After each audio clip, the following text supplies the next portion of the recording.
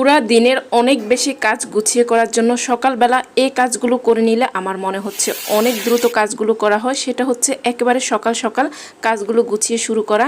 এই যে আজকে কিছু পছন্দের নাস্তা বানালাম একেবারে গুছিয়ে। সকালের কাজগুলো কিভাবে করি সেটাই দেখিয়ে দিচ্ছি। প্রথমেই রান্নাঘরে এসে রান্নাঘরটা একটু গুছিয়ে নিয়েছি, তারপরে পরোটার খামির করে রেখে দিয়েছি। এখন আলু গাজর কেটে ভাজিটা বসিয়ে দিয়েছি, আর ভাজিটা বসিয়ে দিয়ে চুলার আঁচটা কমিয়ে এখন একে একে পরোটাগুলো বানিয়ে নিচ্ছি। আমার বাসায় 3 জনের জন্য 3 রকম পরোটা বানাতে হয়, একেবারে তেল দিয়ে পরোটা, তেল ছাড়া পরোটা আর মিডিয়াম ভাবে পরোটা। এই যে পরোটাগুলো বানিয়ে নিয়ে একটু কিচেন টিস্যুর মধ্যে রেখে দিব, সেটাও গুছিয়ে নিয়েছি। এখন এই যে তেল দিয়ে একেবারে ফুলকো ফুলকো করে ব্রাউন করে পরোটাগুলো ভেজে নিচ্ছি। তারপরে তেল ছাড়া পরোটাও ভেজে নিব, কারণ জিতনির বাবা তেলের পরোটা একেবারে খাবে না। এই যে এটা হচ্ছে একেবারে তেল ছাড়া পরোটা, তবে অনেক ফুলকো হয়েছে।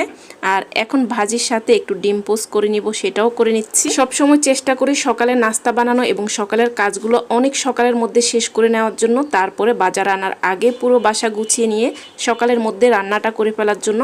এই তো সকালের নাস্তা খাওয়া শেষ, এখন চাটাও খেয়ে নিচ্ছি।